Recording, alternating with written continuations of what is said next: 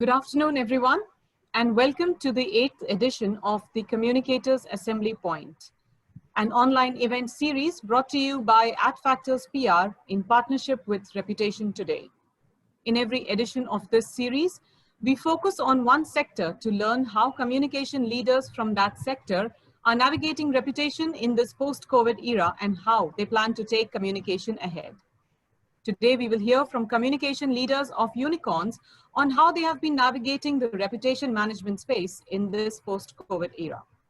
For those unfamiliar, unicorns are startups or new age companies with a billion-dollar valuation. Before I introduce our panelists, let me remind you the hashtag for the session is CommsAhead. Share your learnings from this session using the hashtag CommsAhead, and don't forget to tag our partner AdFactors PR and RepTodayMag.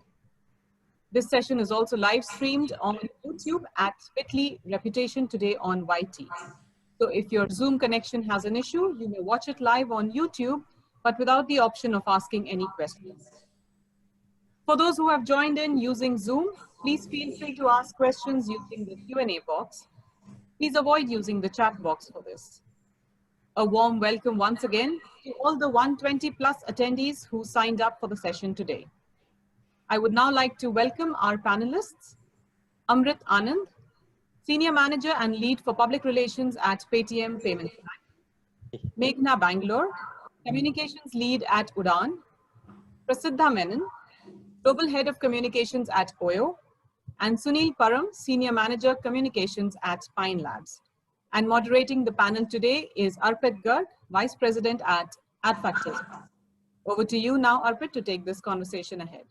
Thank you, Anubhuti, for the introductions and warm welcome.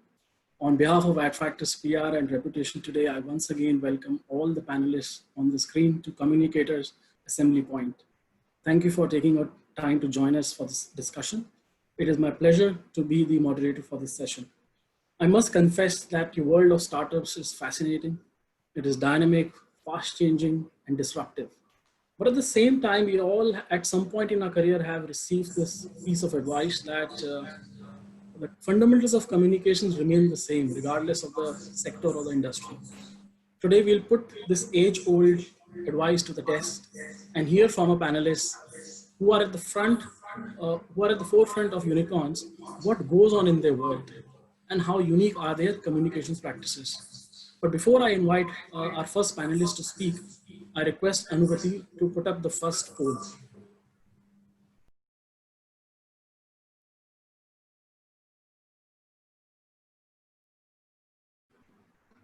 Thank you.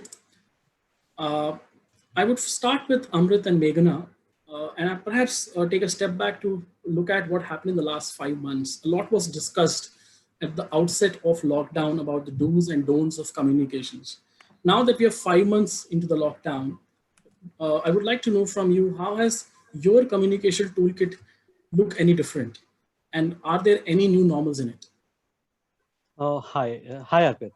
So I would start my answer first with the line which you said earlier, that we must understand the basics of communications haven't changed. So what has changed is the frequency and mode. We are communicating a lot more than what we used to do earlier, and we have rapidly moved towards the digital mode of communication. So as far as communication toolkit or communication strategy is concerned, I think it's evolving constantly, and we are still far from what can be termed as a new normal. So I would say that let's understand this problem of COVID. COVID is an extended crisis where we still do not have enough information to reach any conclusion. So when it started, lockdown was and companies made with their business plans. So the entire communication strategy was planned around these things. Slowly and gradually, several companies and businesses have started adapting to a change, and therefore the communication toolkit is always evolving. So what we can say is, what is the present normal? I can say that the present normal is the state of fuzziness, where we are still in a battle ready mode 24/7. So we are over communicating, and we are communicating in bits and pieces. And that is happening because we there is a new development every day, and we are still not very clear about the long-term abilities. So what can be done now? I believe personally, I think that this is the best time for all of us to become better communicators, including adoption of digital technologies. So when I say that all of us needs to be better communicators, I will also involve our leadership team. So people who actually interact either with employees or the external world. So we need to know that it's best and better to over communicate during these crisis times. Just that we need to be transparent and honest. And we all need to also realize that everyone in our audience understands and accepts that we may not have all the answers. So, but let's just keep sharing and continue building that trust. What they expect from us is just a transparent and honest answer to their questions. So, Thank you, that's it. Amrit. What I hear from you, over communication and transparency are the two pivots for you in communication. So, Meghna, if I may request you to share your point of view on this. So as Amrit said, I do, go by what he says that we yet live in a time of unprecedented uncertainty. And though the government has relaxed the lockdown rules, we yet need to work around it. So, when it comes to brand communications, to what we used to do earlier, to what we do 5 months now, the COVID-19, when it started to now, we've moved on from scenario planning, giving assurance, showcasing strength, showcasing, our continuity in business operations, our plans to deal, to restoring confidence, to giving that assurance of self-reliance, assuring safety in everything that we do. The integral part of that communications at the outset of the lockdown and now yet remains the measures and precautions that one is taking to ensure safety and well-being of everyone. So the impact of COVID-19 on news consumption, media coverage, types of stories, and messaging that best captures the attention of consumers and the media, as well as to gauge what is trending across content channels. Given that several issues have been consuming the attention of people across multiple media platforms, it makes it very hard for brands to deliver the messages very effectively. But living in a pandemic is, it is seen like handling crisis every day till we are a COVID-free world. So it's handling crisis every day. So the messaging that we craft, it has to be something that we have to live with the pandemic. It has to be constantly aware of the fact, we have to be constantly aware of the fact that we might get hit again. So as we continue to engage our audience, we need to reinvent and reimagine of doing things in a new way. We need to add that personalization to messaging, and to frankly, tell you about communications. PR has become a bit of more kind of, it's more agile marketing now. We need to think on the go. And if you see out, there is greater scrutiny into what we do. The communication function and the tool has become so strong, these days. In the macro context, just to tell you, the new normal is, people are ready to listen. People are ready to listen to communication from top to down. Like, government is trusted. Any news out there, anything that the government announces is believed, is accepted. It's not questioned. And it is important for us to be informed at all times and communicate with transparency, like Amrit said, of course, and this, understanding the whole interdependency of the geopolitical change that keeps happening, to be informed the whole time, so that leads to constant and frequent communication. It builds the whole messaging, because as I mentioned earlier, crafting the message. And we've moved away from celebrities, who are movie stars, cricketers, to more frontline people, to nurses, to, housekeeping. These are our celebrities these days. And the basic principles of building trust and value for the brand, to understand how to engage with these audiences by sensitively putting their needs first, their priorities first, so that, we showcase how companies are treating their employees. What are they doing? What are we doing? How did a startup live as a brand in this pandemic? And lastly, how we are just managing to cope and transcend the experience of this whole physical contact that we've had through a lot of relationship meeting, eye contacts, going out and meeting media people, having all the face-to-face interactions to a more digital world. So this is the change from the last 5 months since when we started. Thank you, Meghna. And I hear you talk about messaging. And my follow-up question is to Prasiddha and Sunil. If there is anything, then the role of technology has further accentuated in this pandemic, because it's thanks to technology that we are able to connect like this. Do brands and technology need to change or alter their elevator pitch to customers? And if so, then how?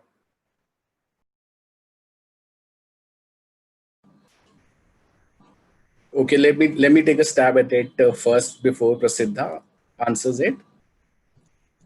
I feel absolutely the elevator pitch is actually not cast in stone, and it needs to be refined as per the challenges of the day.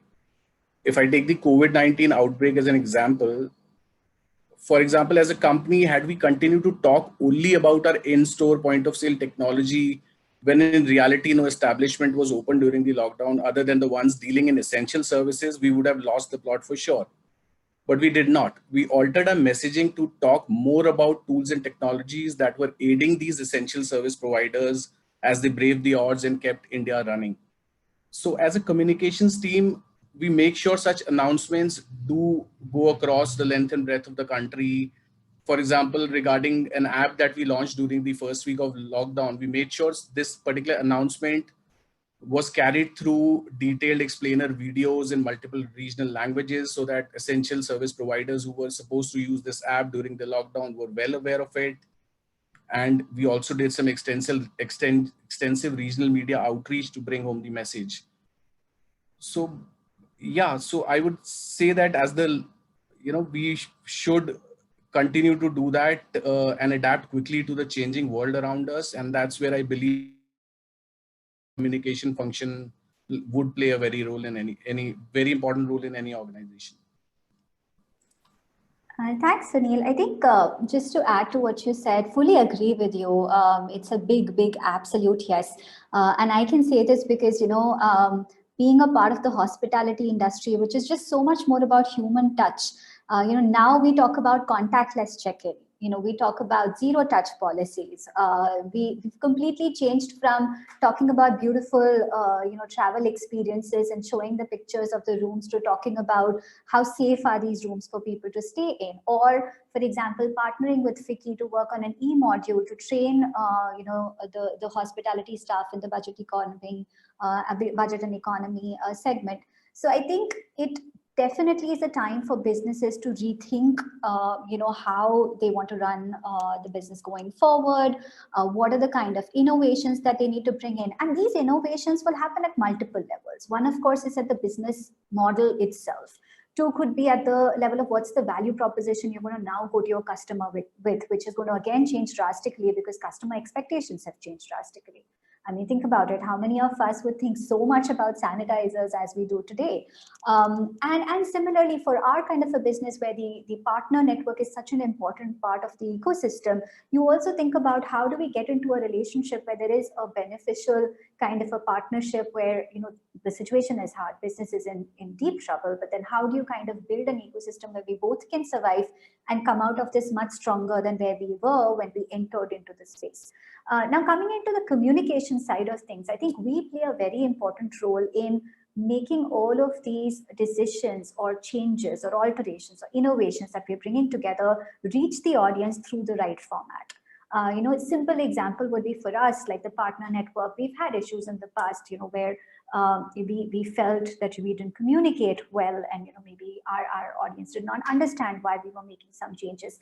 But this time around, we've invested in, going with constant, a very comprehensive kind of a communication framework, whether it is webinars with our partners, whether having them be led by our founder, our India CEO, and at the same time also the people they actually talk to and deal with on a day-to-day basis, right? Because there shouldn't be a case of, oh, okay, that's what people up there are saying, but the people we work with, what are they going to actually how are they going to make sure all of this is done? So I think it is also a lot of change in communication, starting from the narrative itself? How do you remain empathetic, relevant, and at the same time honest? I think Sunil mentioned this. Amrit had also touched upon it. These are times when we don't have all the answers, and I think we should be very, very honest and upfront and say that to our people. They would appreciate it much more than at any point, predicting something which we have zero control on, or promising something which we don't know if we'll be able to deliver. So one is on the messaging and narrative itself, then kind of getting into what's the format, how do we deliver it, who delivers it, how often do we deliver it. So a lot of that has changed, and I feel like technology has played a very important role in making all of this happen faster and a more efficient kind of a manner. And it's interesting, like sometimes, and I'm sure everybody on the panel would at some point agree that sometimes the things that we are doing now, we're like, oh my God, we never thought about it earlier. I mean, this is just something which we should have and could have done back before all of this happened as well. So yeah, I think some silver lining, when you hit with situations like this. Thank you, Prasiddha. I heard you talk about empathy, and perhaps it's a good time to look at what does our audience think about, what do millennials want to hear from you? Wow. Oh, so empathy would have been the first choice at the beginning of the lockdown, and what we see here, higher calling or purpose is something that millennials want to hear. Perhaps I'll indulge you a bit more, Prasiddha, and if you can talk us through in these times, especially, what are the effective strategies to communicate with millennials and especially your employees? Interesting. I'm very surprised to see empathy kind of not score as high as I would have expected it to be. But I also don't completely disagree with how the poll results have come out in terms of that, higher purpose and true calling. And I think that's something which definitely changes the way your employees view you, especially, for OYO, we have several employees in the millennials kind of age bracket. And I think for us, what has worked is, we have, going back to what I was talking about earlier, we've been honest, we've been very, very candid, we have been very comprehensive in our communication, where we have accepted things that are not within our control, things that are not going as planned, and the fact that we've had to take tough decisions. There were several bad options. We picked up the one which seemed like the least worst kind of a scenario for us. And of course, it has impacts in various ways on the lives of various stakeholders. Specifically with respect to employees, I think what I've noticed is, in terms of empathy, it's still something which has, at least with our audience, resonated a lot. The other piece which has resonated is when you are able to kind of give them the bigger picture. Help them understand how complex is the problem that we are trying to solve, and how they are very significant and integral to that problem solving process. That has really helped, because this generation, or the millennials per se, they truly enjoy solving complex problems. And I think once you show them that, and you show them the bigger picture, that okay, here is the path, this is 3 months, 6 months, but this is where you would be in a couple of years if you're with the company or in the profession. So I think that helps. And third, of course, the purpose. What does your brand stand for? If you are, around COVID, there's a ton of work that we did.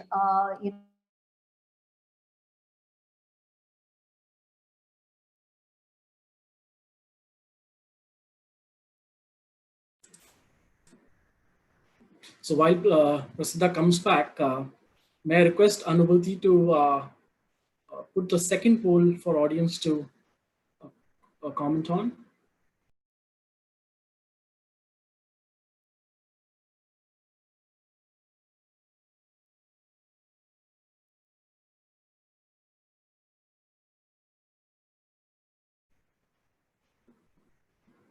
The next question that we would like you to poll on is, what should be the priority for brands today? In the first poll, we talked about audience. It'll be nice to hear from you. What do you expect brands to talk about today? And now I'll go to Amrit while Prasiddha comes back. Amrit, a new normal set in every 5 years, and perhaps the cycle for change has further shortened in this pandemic. So do you think the role of communicators and communications is evolving at pace?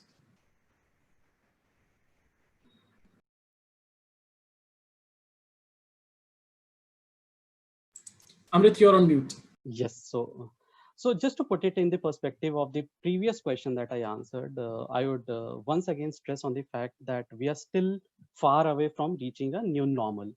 So let me put it this way. The jobs, the industry, the entire economy, everything is at stake. And business leaders, industry experts, everyone, they are rallying around communicators to get their communication strategy right.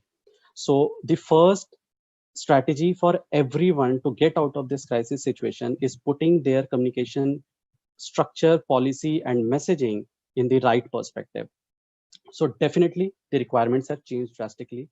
The expectations from communicators have changed drastically, and this is a wake-up call for each one of us. So I would say that more than the role, it is about individuals. So communicators who can adapt and can evolve are the ones who will lead the future course of action. And so coming back to your question, yes, the role has definitely evolved, but can individuals evolve at the required pace is the question that we need to answer. So this is something that each one of us need to answer ourselves. Thank you very much. And you spoke about leaders, and I'm reminded of what John F. Kennedy once said: leadership and learning are indispensable to each other. And where you left, I would ask Sunil to come in and ask him, what would you recommend your fellow communicators to stay relevant in this fast disrupting world of business? Talking of disruption, Arpit, there's no better example to cite here than this ongoing pandemic. I mean, imagine somewhere around the start of the year who would have thought that 2020 would come to a grinding halt thanks to a spiky little virus. Truth is, it did. But the agility with which we as communicators responded to this black swan event by keeping our employees and customers well informed on the situation is precisely, I believe, what's needed to stay relevant in the fast disrupting world. So to my fellow communicators, I would say be agile in responding to disruption and be sincere in all your communication. And there you have a winning combination of agility and sincerity that can help us tide through any eventuality. And yes, stay informed as well and keep attending such informational webinars too, I believe. I hope that helps. Over to you, Arpit. Thank you very much. Meghna, your world is quite exciting, and what we're seeing, B2B online marketing, online market is a buzz for technology companies, and there is a lot happening there. So how do you, how in your category do you drive influence? If you could just indulge us a bit more into how influence is driven in B2B. So as I mentioned earlier, 5 months since the lockdown, we have a new set of celebrities now. We have our frontline workers, we have our housekeeping staff as our celebrities. So as every industry, as every startup out there, our influencers are also our internal and external stakeholders. We would have our employees, associates, our partners, who are all our brand ambassadors, advocates, and we have our customers. So to drive influence, one needs to play by some brand book for each player out there. But largely, it has to be authentic, transparent, purpose and data driven, and while continuing to live by these principles of trust and value. Like we mentioned, Amrut mentioned first when he started off about trust, and so whatever we communicate to our influencers has to be backed by data. It has to have a purpose, larger purpose, and just reiterating what Prasidha mentioned for OYO as well about driving a purpose is very critical. And to drive these things, the basic fundamentals, that is trust and value carved in every message, be it your influencer marketing, be it engaging different stakeholders, have to be of utmost importance. And especially to drive this in a fast-paced environment such as a startup, one needs to constantly understand the evolving mindset of the of the people, of the stakeholders who are there. It could be your employees, it could be your customers. One needs to keep understanding that.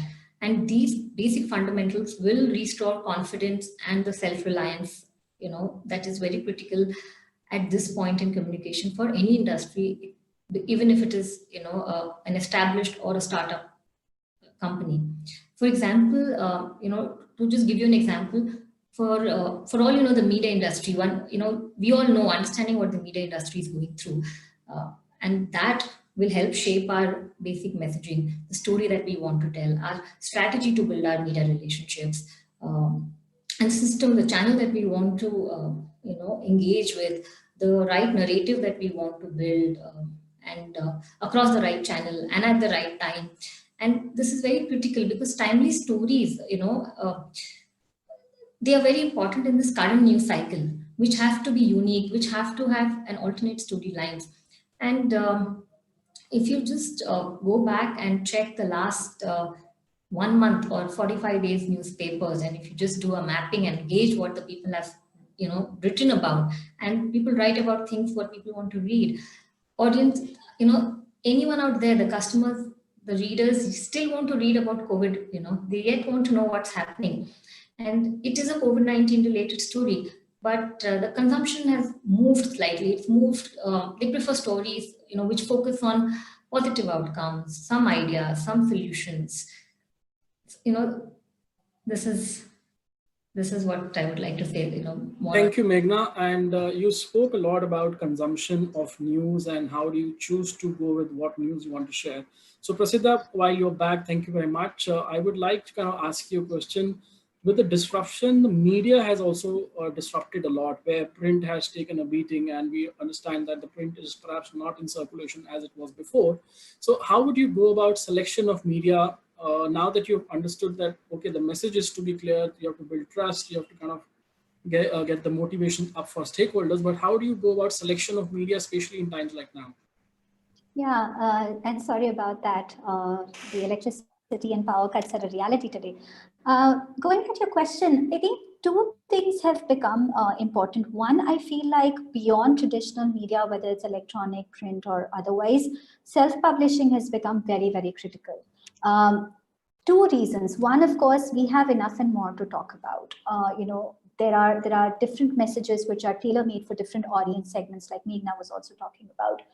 So that makes it very important for us to use the right platform to reach the right audience. And of course, any sort of mass media kind of appeal still remains with our traditional media options, which are then something which come in second. So for us at OYO, it's a lot about self-publishing. It's about using our social media channels, that of our own, that of our various leaders, people who are on ground working and partnering with, say, the partners. A lot of those kind of posts where the element of show and tell has become very important, because there are two things. One is everybody is anxious. There is a lot of, there is a lot of doubt. On the customer side, you don't know whether you should step out and travel. They don't know. On the partner side, when we would say, okay, invest in, say, building a sanitized stay kind of experience, they're also not sure if what they're doing is enough. What more should they be do? Things like that. So there's a lot of that doubt there. So the more you can kind of communicate with them in forms which were earlier not as important, which could also be video content, which could be testimonials from other credible voices, or like from a customer's point of view. If you would say to me, hey, I traveled, I stayed here, it was a great experience, all good, all safe, I will probably feel much more confident to do that, of course, only if and when I need to. So I think a lot of that building is something that happens.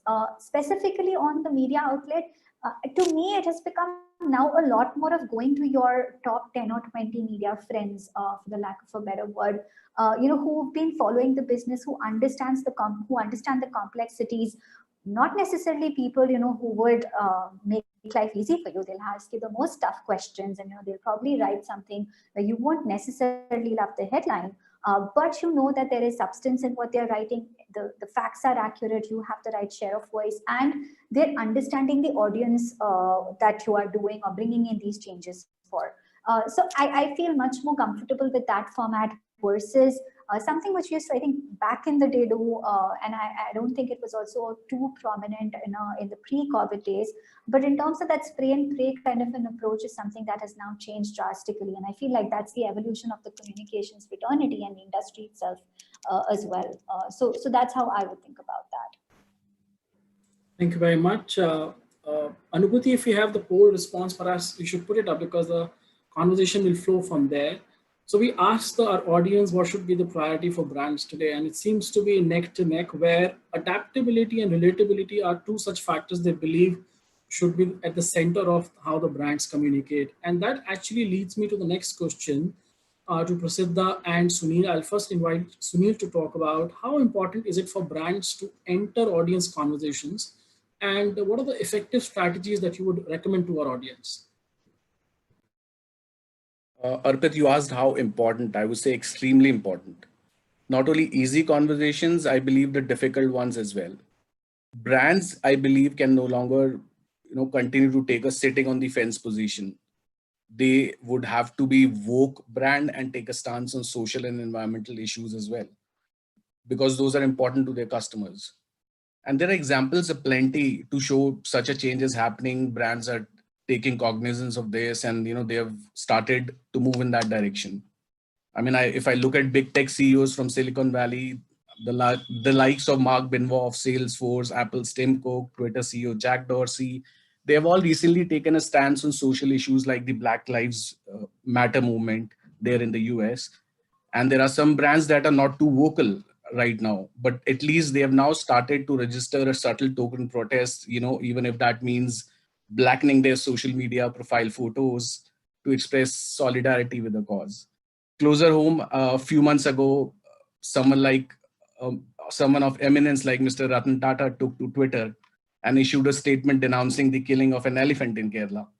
So you may also remember the food has no religion stance that Zomato took, slamming religious discrimination by one of its customers. And I can go on. There are examples aplenty.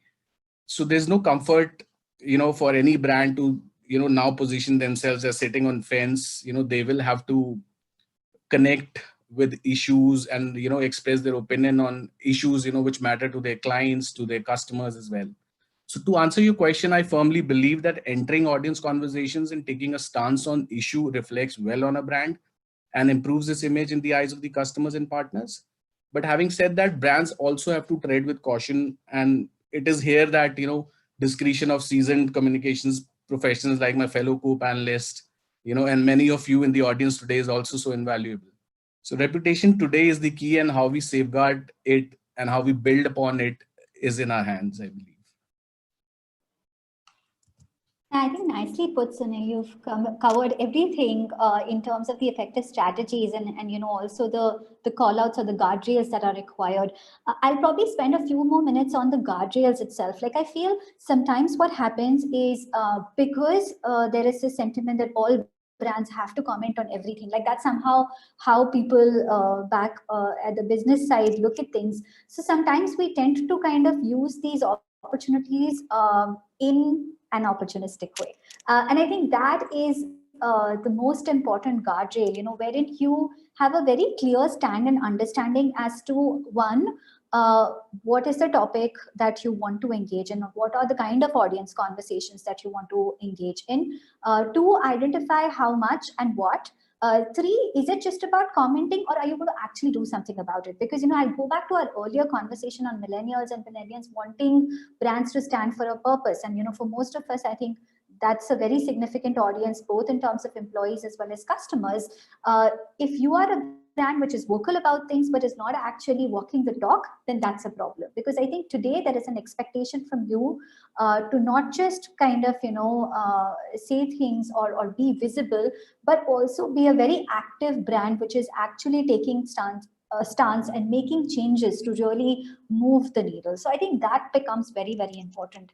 Moving beyond, aspects like these, which are more kind of taking a stand, I also feel that for the business itself, as communications people, you can create very interesting opportunities when you as comms people are kind of watching the audience conversations and picking up interesting nuggets and opportunities for the business. As an example, there was an article sometime back about this gentleman, this doctor who was living in a housing society, I think in Dwarka, and he was living with his pet, and because he was treating COVID patients, he was suddenly asked to kind of vacate the place, and all of those kind of situations, which were very frequent back then. It was kind of coming across a conversation like that on social media, and then the articles around it, that we as a company reached out to him and tried to make sure that we get him a space to stay. Now, two sides to it. One is identifying that opportunity, and as a brand, keeping up to your commitment to your consumer or the mission that you started the company with and doing what is right. The second piece of it is the kind of sending that positive message out externally, but for the right reasons. If this whole activity is for great PR, then I think it defeats the purpose of the activity. You'll get one good article, but that's about it. And then, there's nothing beyond it. So I feel as comms people, we need to be that voice of reason where, yes, we identify these opportunities, but we execute and plan and act on it in a way which is very responsible, because there's a very thin line between trying to do something good and becoming opportunistic and getting into the space of opportunistic PR, in which case you'll get trolled, your audience is not going to appreciate, and then the whole activity goes kaput. So that would be my additional 2 cents for this. Thank you very much. I think it's a very valuable input. And Amrit, if I may indulge you a bit more about the fact that you have an audience segmented and spread across in regions, and especially now when the lines of communication are somewhat disrupted, where a regional, which would earlier be quite easy to tap through media or newspapers, and with that being disrupted also, are there any new avenues that you have identified to still reach out to or the masses which are spread across beyond metros and big cities and towns? So as far as millennials are concerned, we have identified a couple of trends. So first and foremost, the language of the communication is still the regional ones which they prefer, but everyone have joined the digital bandwagon. Now, once they have joined the digital bandwagon, either they are on the Facebook or Twitter or however they are consuming news through their online portals in their regional languages. But again, connecting it with the previous discussions, no one expects or wants a brand to be a fence sitter. So you have to connect with the social causes. You have to connect with the things which they think is important. So every other thing, whether the language of your communication or the medium of your communication, whether you are going through traditional media or you are putting much more effort into social media. So everything comes back to the same central point, which is the kind of communication you are sending out. What are you talking about? Is it relevant to your audience? So we keep on saying the same thing, that the more you change, the more basics of communication remains the same. So again, the medium may have changed. They still prefer their regional language communication, reaching them in their mediums through mobile phones or through some other technology. But again, the messaging needs to change completely. You need to connect with the things which are much more relevant. So just don't be a fence sitter. You need to connect with your audience. Thank you very much. We already getting questions from audience, and I'll take one question that has come from Mukesh Kharbanda. And I'll put the question out, and maybe then I'll direct one of our panelists to speak about it. His question is, do you think communication that brands are putting out during this COVID period will have a role to play from the business standpoint when the economy starts to recover, hopefully in 2021? So if I may indulge Meghna into responding to this question, and then maybe I'll take inputs from others as well.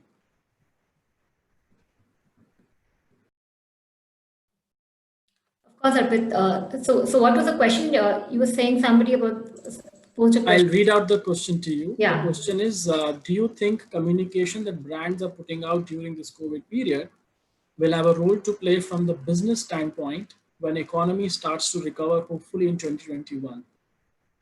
Of course, it will. The communication, whatever the organization does from a brand perspective before COVID, during COVID, during the lockdown, even when the government has eased the lockdown rules, is all going to add up to the brand that you have built, the trust the brand has built, the value it has built in the society, the assurance it has given, and that builds a relationship with the consumer these days. But having said that, the consumer will not be loyal to a particular brand as such, but there is a value that the brand upholds.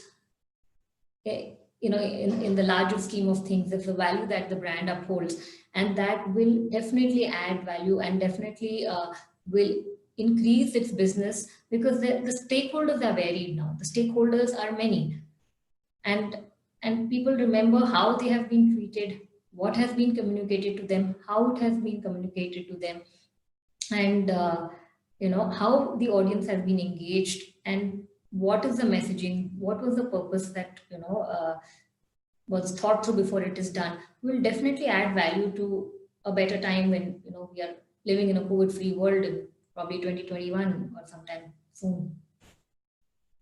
Thank you very much. Sunil, would you like to take a stab at it before we go to a last question for the panel? Sure, Arpit. So my 2 cents on this is, I believe communications is something, that needs to adapt with the needs of the day. It should never be thought of in terms of a template. We, as one of your even poll questions, the responses, were more in favor of adaptability, right? So we need to adapt to the needs of the day, and it should never be thought in terms of a set mold or a template, that can go on forever, whether it's pre-COVID or post-COVID. So we need to be agile in terms of responding to the events that come up, and we need to adapt accordingly. So no template is what I would say. Thank you, and good you reminded me of the poll response, because I had a question in mind that I would ask Prasiddha to perhaps spend some time on. So relatability and adaptability are two things that have stood out to be the priority for brands. But when it comes to convincing your management, but typically they are known to kind of agree to communicate things that are related to business. But oftentimes when you talk about relatability and adaptability, which is may not be having a significant immediate impact on the business outcome, but for reputation, it may have a much longer and a positive impact. So how would you manage or recommend that should communicators, manage their own stakeholders so as to get them to communicate from the edge and therefore have an opportunity to come into the conversation which are far more relatable for audiences? Yeah, I think the way you started the question, that itself kind of gives me a cue on, how probably we think about it differently. And I feel like probably I'm really blessed to be working with a management which understands the value of focusing on aspects like these, which are very important from a reputational point of view. And somewhere we as a brand feel that, reputation as well as business priorities, they do have to make a handshake at some point, and there has to be some sort of an alignment there in the direction in which we are going. There could be some activities which might be helping to meet a certain business goal, which could be probably a policy change or probably announcing that, hey, customers, we now have a chatbot, so you can get your queries answered there. Now, that's something which doesn't really help from a reputation perspective, but it helps from addressing a certain business priority and kind of bringing that information to the right set of audiences. And then there are other things which are very important from a reputation point of view, which could be probably communicating things like something I was alluding to earlier when I got disconnected, that when you are running a program like a first responders program in the US, and you have like folks like Ivanka Trump retweeting it for you and appreciating what you're doing for that audience, for that particular segment, or running similar kind of campaigns in India, whether it's partnerships with Apollo Hospital or Unilever, or similar kind of programs here. Those are activities which are important from a reputational point of view.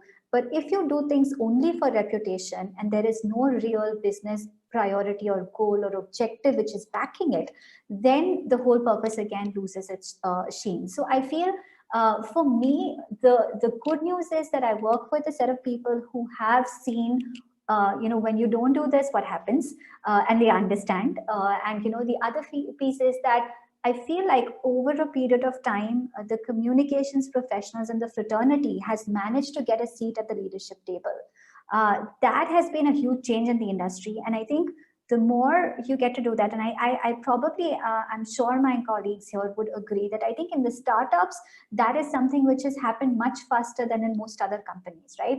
There is a lot of respect for what the communications team member is coming and saying, because they know that there is going to be a long-term impact, and if things don't go right reputationally, there are huge issues that one could face from a business point of view as well. So I think it's a slightly different kind of an approach to the piece, but what definitely helps is, you sit with your business stakeholders, give them a patient ear, understand what's their priority from a business point of view, try and find that that common ground where your reputational goals also kind of bunk in and match in, and then it becomes much easier for you to kind of work on a playbook where you know how to deal with one scenario versus another scenario and make the right kind of moves. Thank you very much. Now that leads me to my last question to the panel. But before I put that question out, something that Steve Jobs famously said, that innovation distinguishes between a leader and a follower. And we are lucky to have in you all the leaders from your respective categories. So if there is one valuable input that you would like to leave with the audience that market leaders should do in terms of how to lead with an example. So maybe I'll start with Amrit first, and then we go across the table. So to start with, I will say that trust is the most important aspect whenever we are in a crisis. So my two bit of advice would be honest about where things are, and don't be afraid to show your vulnerability. Just maintain transparency, be honest, and it will help you to build more loyalty and lead more effectively. Thank you. May I invite Meghna to go next? So I would say it in 3 words, just summing up all that I spoke. That is to engage, experience, and then learn from what you've done and repeat the whole thing. To engage your stakeholders, build your experience and knowledge, develop your understanding from the experience, and learn from these experiences. Study these learnings, and you could implement, it in your strategy to engage your stakeholders and your audience again, and adapt to new techniques if it's not working out. So, and just keep repeating this process. So you need to keep evolving. You engage, you experience and learn, and then you repeat the whole process again. Sunil, may you come next? Arpit, amid this gloom and doom of COVID-19, I believe this is certainly a golden phase for us communicators, where we had to discharge an important responsibility of delivering timely, honest, and accurate communication. Whether it is for our internal employees or external stakeholders. I mean, that should be the only focus for us going forward as communicators. Be timely, honest, and accurate in our communication. A last word from Prasiddha before we move to audience questions. Yeah, I think I agree with everything everybody said. Timely, relevant, comprehensive, honest conversations and communication for sure. I think another thing which I've learned is, don't let your brand or your company or your communication strategy get ahead of yourself. Because sometimes, that is the challenge with uncertainty. And I think I alluded to this earlier. Everything is so uncertain. It's okay to not have the answers. It's okay to make mistakes. It's okay to say that we don't know. So I think, a lot of times we tend to want to get into a solutions oriented approach and therefore finding that solution. But sometimes it's okay to accept that we don't have the solution. So I would just say to all my fellow communicators who are probably watching the webinar and have probably heard all of us speak that, we're saying a lot of things, but none of this might work and all of it might work. It all depends on where we land. So don't take yourself too seriously and, just enjoy the process. We're all learning together. Thank you very much, Prasiddha. Now I'll take the question first from Krishna. The question is, do panelists agree that there has been more challenge in internal communication vis-a-vis external in the ongoing crisis? Any further thoughts? So maybe I'll first invite Amrit to talk about it, and then we go across the table. So I would say that both are equally important. So you cannot really differentiate between internal communication or external communication. So internally, all your employees are your stakeholders who will help you to take your company through this crisis situation. Externally, there are other stakeholders such as your investors, your customers. So with both sides of the table, whether it's internal or external, we need to be extremely cautious. We need to be very clear about what we are communicating, and we need to build same amount of trust and transparency. So it's not that one is more important than the other. Thank you. Sunil, would you have any comment on this? I think literally taking a leaf out of Vineet Nayyar, HCL Technology, ex-HCL Technologies book, I would say employees first, customers second. And this particular pandemic has actually taught us that. There was at the outbreak of this pandemic, there were a lot of confusions. People for the first time ever started to work from home. So our first responsibility as communicators was to ensure, they are settled in, a regular communication is going to these internal stakeholders first, before we start addressing the clients. So I think that is where I'm sure all of us played a very important role in settling down that particular initial mayhem, that followed post-COVID. So we spoke about how to enter conversations of audiences. In fact, we have a question related to that by Sanika. She asks, how do brands ensure that their social messaging and campaigns seem organic and not an attempt to hop onto the bandwagon? So maybe if I may invite Prasiddha to talk first, and then I go to Meghna. Yeah, I think we did speak a little bit about it when we were discussing that question that Arpit you mentioned. One is, I think the question itself, when you say seem organic, I think that's where, if as a brand, you've lost the game. So it has to be, genuinely, it has to start organic and have an organic appeal. And then, of course, you can have paid elements to it, which help you amplify it further.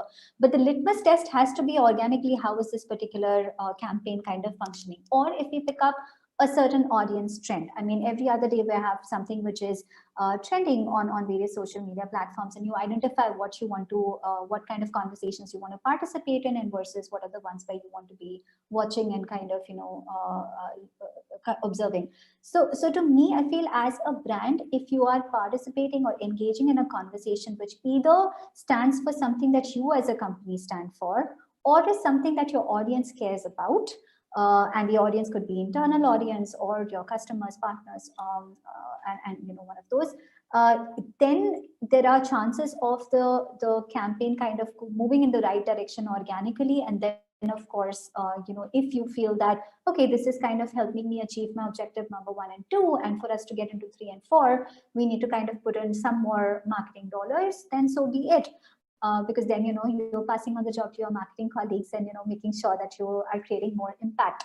So I think it has to be a very well thought out process where you and the brand team, your marketing team, and then based on whatever the topic is, I think somebody alluded to the BLM campaign. So on something like that, your diversity officer or your HR, together agreeing and understanding what is your stand, what is your real role. Are you saying something which is different, or are you just wanting to be one more voice saying the same thing?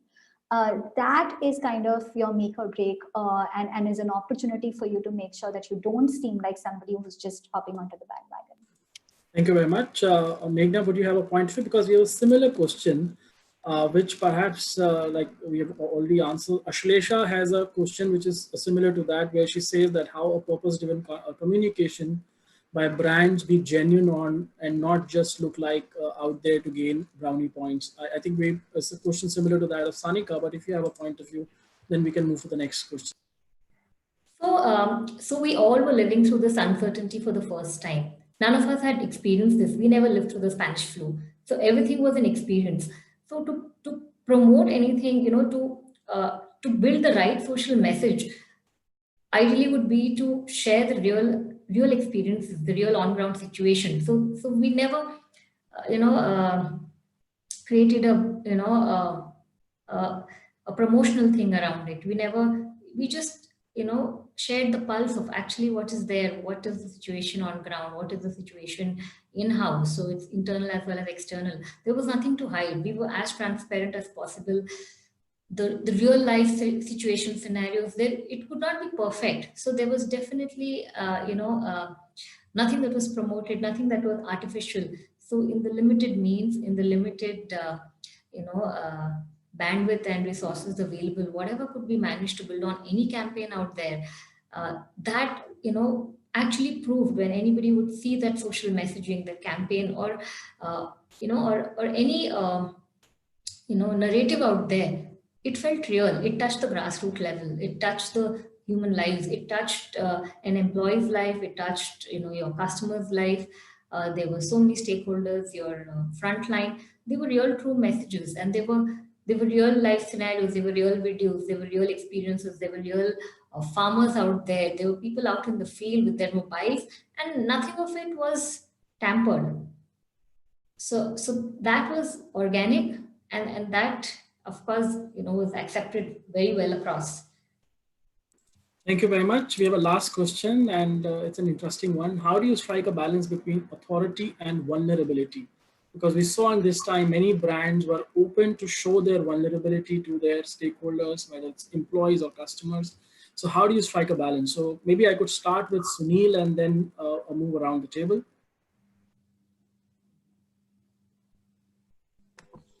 I haven't understood the question correctly. Can you rephrase? Yeah, so the question is, how do you strike a balance between authority and vulnerability?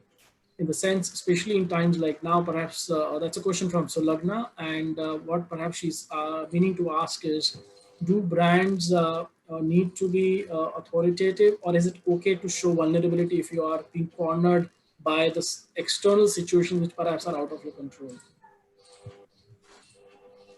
I think instead of being vulnerable, it's better to keep quiet. So you have to be authoritative. You have to show that you are in control. But I think when it comes to vulnerability, why show it? As communicators, it's our role to make sure that our brand is positioned in a certain manner, and the vulnerable side is not actually put out.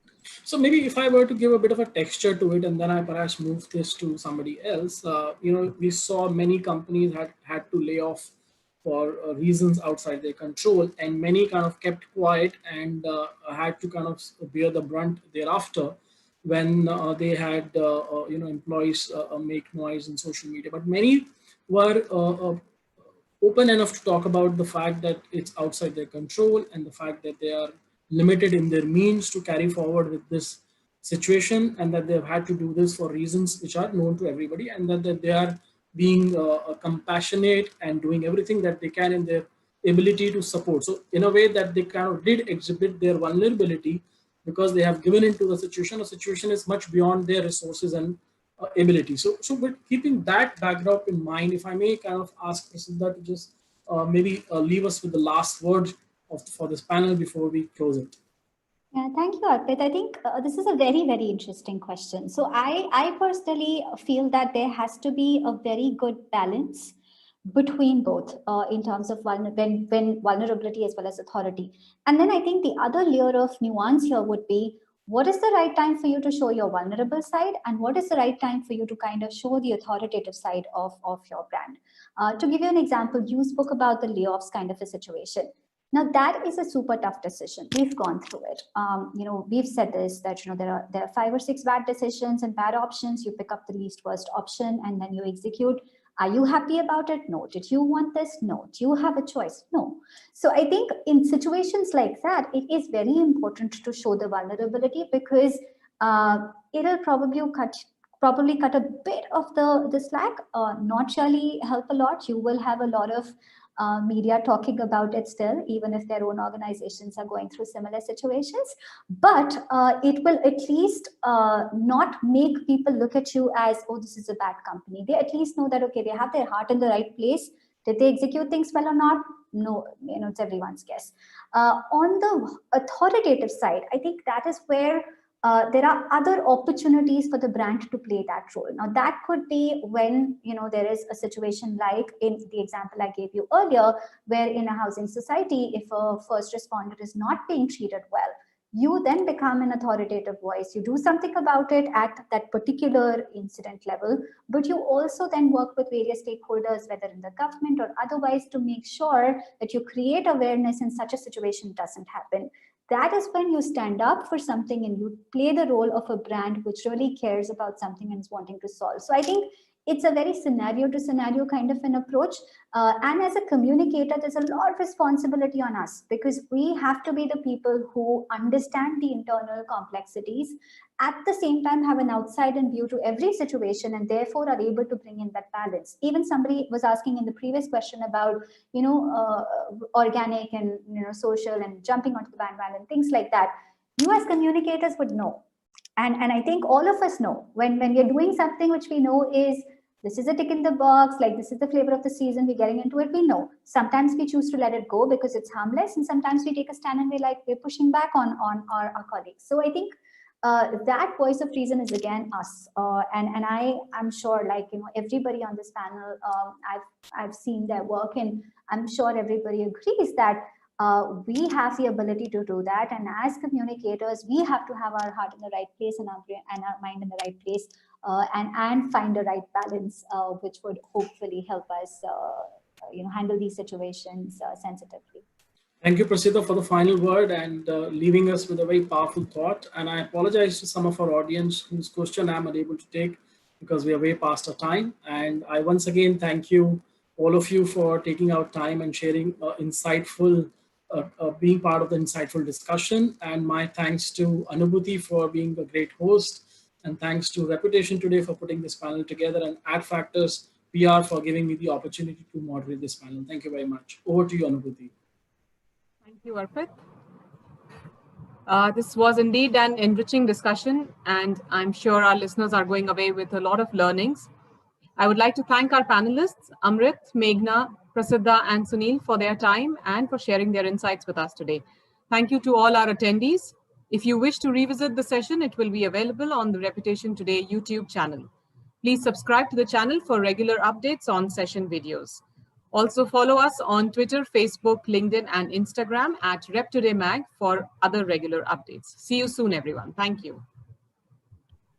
Thank you so much. Thank you. Thank you.